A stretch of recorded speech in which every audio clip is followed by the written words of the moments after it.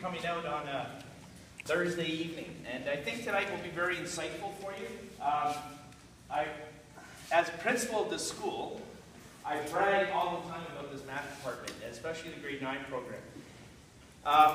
The things that go on in the classrooms upstairs, I'm sure your kids tell you, are probably considerably different than probably where it goes on in a number of their friends and other schools in grade 9.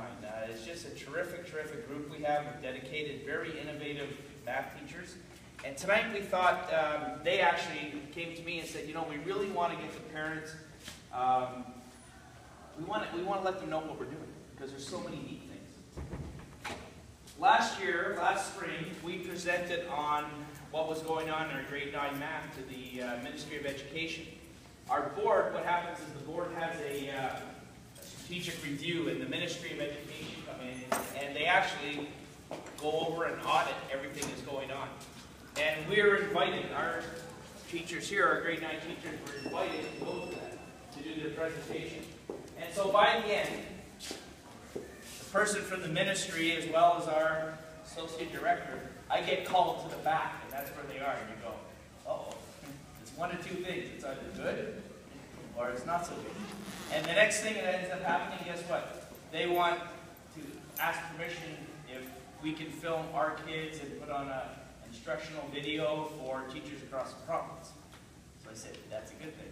So there's things that are going on in the classrooms, in our grade 9 classroom, grade 10 classrooms are very dynamic, very innovative.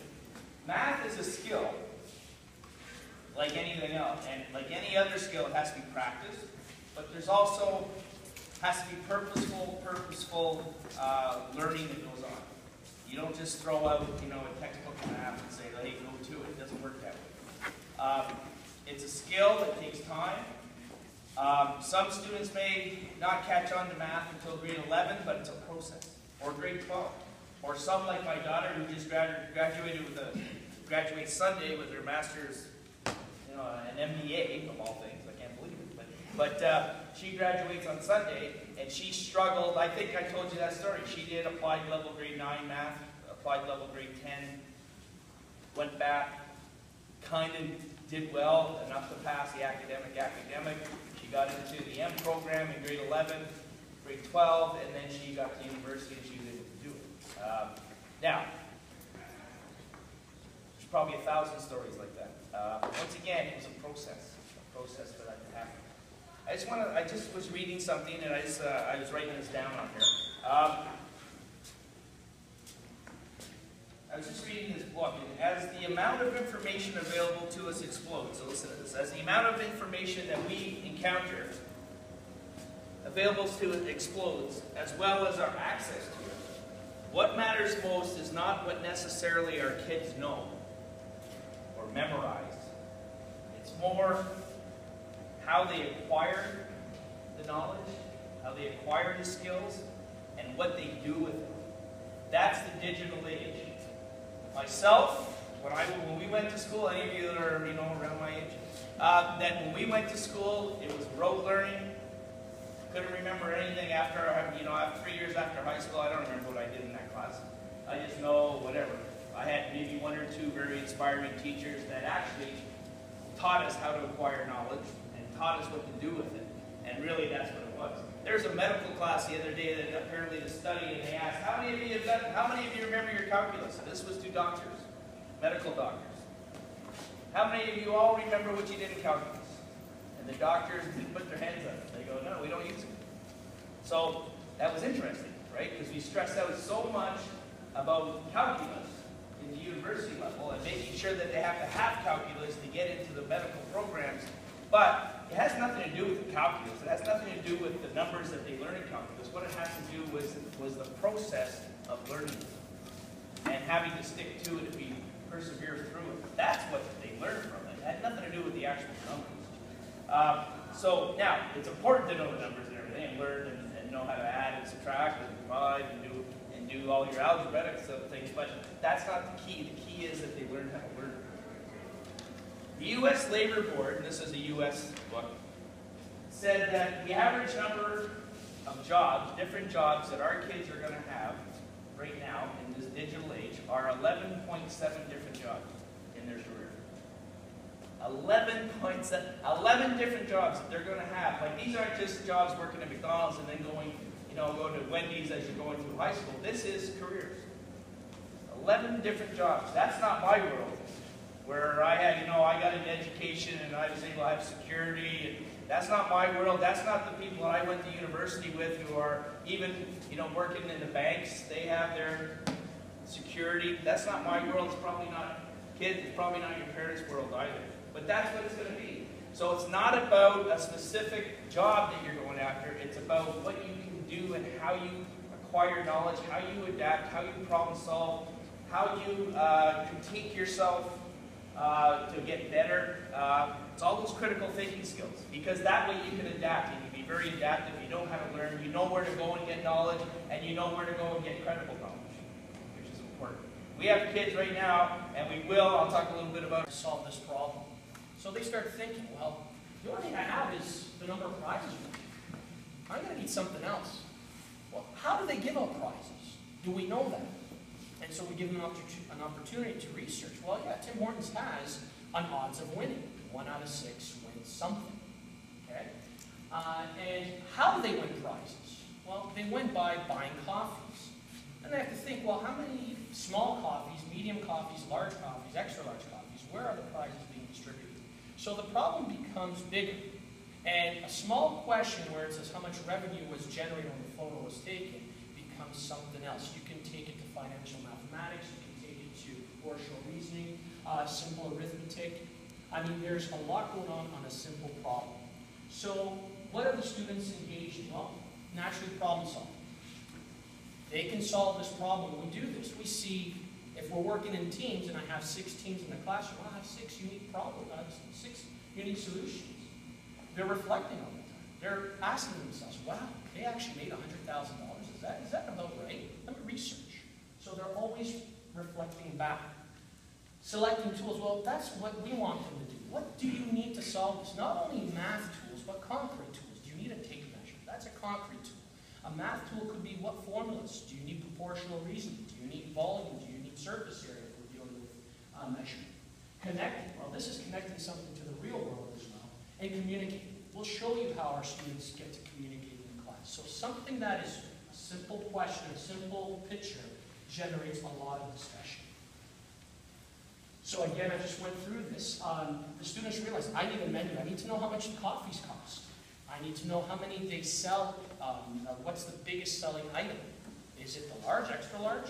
Is prizes won only on coffees? Is it one on hot chocolates? But you can see a bunch of different concepts that it targets in one simple to try, to challenge, to take risks, and not always worry about, sir, what level did I get? Level 3, level 4, what is it? And I say, don't worry, just look at the comments. Did you learn? Did you feel like you captured something in that problem or in that unit? And that's what we're trying. And sometimes the best comment you can give any student is keep doing what you're doing. Keep working, keep asking, keep talking, keep discovering. There's no limit really to what your son or daughter can do as long as they've developed a drive to do it and they don't cripple themselves with fear.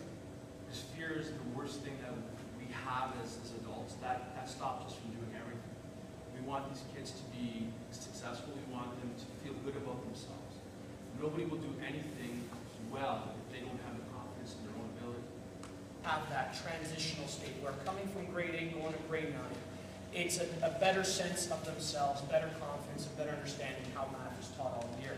See, one of the ones with student absences, well, that could be a problem where a student's missing 2 days because they have the flu. Well, with an all-year program, may miss 1 day, may not even miss a day because of how our schedule is set up. The learning continuum. That's also something that you'll see that if we were a semester model, your son or daughter might have math semester 1, which they're pretty much still in grade 8 mode for the most part. I know from speaking for my son, usually the boys, my daughter is more mature, but the guys or boys tend to mature a little bit late. I mean, and it's a natural thing at that age. So semester 1 they have math, and it might be possible that the following year they have mathematics in semester 2. An entire year without mathematics, especially at that transitional phase. It's pretty tough, and this is why this is a great continuum. Time for support, and this is what we wish, and this is where parents should hopefully talk to your sons or daughters. Time for support. You have that extra day to seek help. So if something's not making sense in the classroom, we're available. We have something called Math Aid every Tuesday, Wednesday, Thursday after school. There is a teacher available for help. Students, what they do is, today I have math, oh, I don't have it tomorrow, so I'll worry about my homework the next day in the morning. And if they fall into some issues, they have no time for support. This model is perfect for students to get the help that they need before the next activity. One of the other things for programming, and then in August we run something called a Get Ready program, which some of your sons and daughters were here just to see the schools, walk around, but they also have some numeracy and literacy field. We start with a review of essential skills, and this is grade 8, grade 7 skills. We put some videos online for students, hopefully that they see, they learn, they remember, just stuff that they've done in the past, grade 6, 7, and 8.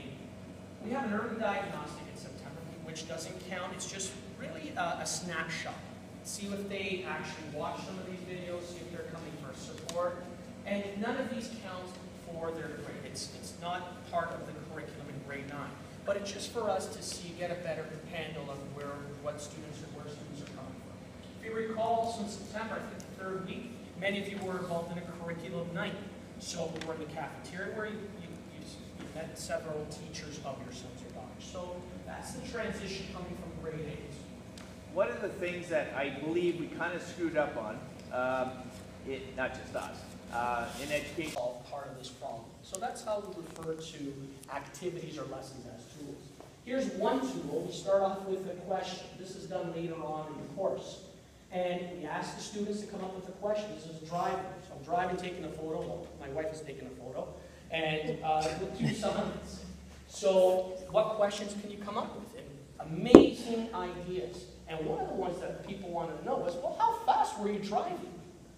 Can you get the speed? So now we're talking about rates of change and we're talking about slope. Can you come up with a slope equation? And eventually they do. y2 minus y1 over x2 minus x1 based on a simple photo. So now they remember, oh, this is where I was starting, this is where I was ending. Now I have to find the difference in time and the difference in distance. Another problem that you'll see that we've done was calculating the cost of our field. We always say, Mr. Rivera, you want to approach him to fix that field. They always complain that there's a lot of weeds in it. Well, let's figure out if you can actually convince Mr. Rivera to solve the soccer field. Have you ever thought how much it would cost? And this was developed by a student a couple of years ago, a soccer player, who always complained that our field was brutal, had so many weeds. And, okay, let's figure out, well, how much is it actually going to cost Mr. Rivera to resod it? So then we developed that skill.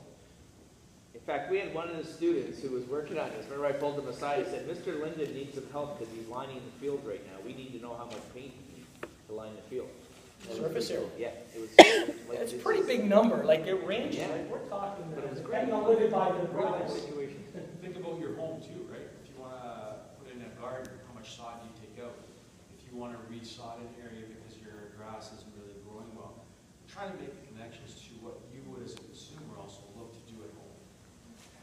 Okay, so next we're going to talk about math programming. What programs do we offer? We're going to talk about vocabulary in a second, but I have a poster of assignments. We have some applied students in our applied program that do better work than some of our academic students in the academic program. They're no less valuable. They learn differently. The needs are different. And we can accommodate for those needs because of the size of the classroom and because the 25% that the applied curriculum doesn't cover that the academic does. There's more hands-on, there's more time with the teacher. What do you think? I don't know. This is Instructor Nasa's class. Yeah, this is one from my class. This one here was an applied Pretty impressive. poster. Okay, and we're going to show you another one, which is to deal with the, really crowded here, and really organized. This one's bad for. This one might be academic. That helps you see like, oh, how much can like a blue carry, it's math, and just other examples that are more relevant to like your daily life. How do I feel about the math here? Well, I kind of already said it, but I feel really good about the math here because seeing it as it's a year-long schedule, you have basically that extra day to get that work done, get the extra help you need. And really, if you do that work, whether or not you understand it, but if you try your best, coming to class you will always feel like at least you belong, like you know what needs to be done. You can get that work done, and you will have the capabilities and the resources needed to be successful in grade 9 math and so forth. And really, what I'm trying to say is, if you review everything, do your homework, study for your tests, and at the same time understand what's going on in the class, ultimately, no matter how hard you find math, you will find that you'll be able to do it, and you really will understand math. And I feel that that's something that a lot of students have a problem with, or don't like math for, thinking that, oh, I don't understand it, nobody's really gonna help me, what do I do? I want to fail. It's not just, if you don't understand it and you try your best, well, that's really the best you can do. And teachers, like I said, they're always willing to help you. You have the resources that you can do online, but the teachers here are exceptional and always willing to help you as well. Lastly, what I wanted to say is how I've seen the transition from grade 8 math to grade 9. So being in like the academic program, I can say that just like without doubt, there is a lot more work, but if you understand the key concepts from grade 8, grade and 7 and so forth, if you know those things, it's like transitioning into grade 9 won't be so hard. Many teachers make it look like that grade 9 and high school in general is going to be really hard. You have to study really hard, otherwise you're not going to do well, and it's just going to be 4 hard years. Well, I haven't seen that to be true, as doing the homework I need, doing the work that I'm assigned, and brushing up on not only what I learned last year, but the reviews that we have done this year. I've seen that I understand the concepts well, I'm doing well in the class as well, and that doesn't just go for me, that goes for all students. Basically, if you try your best, you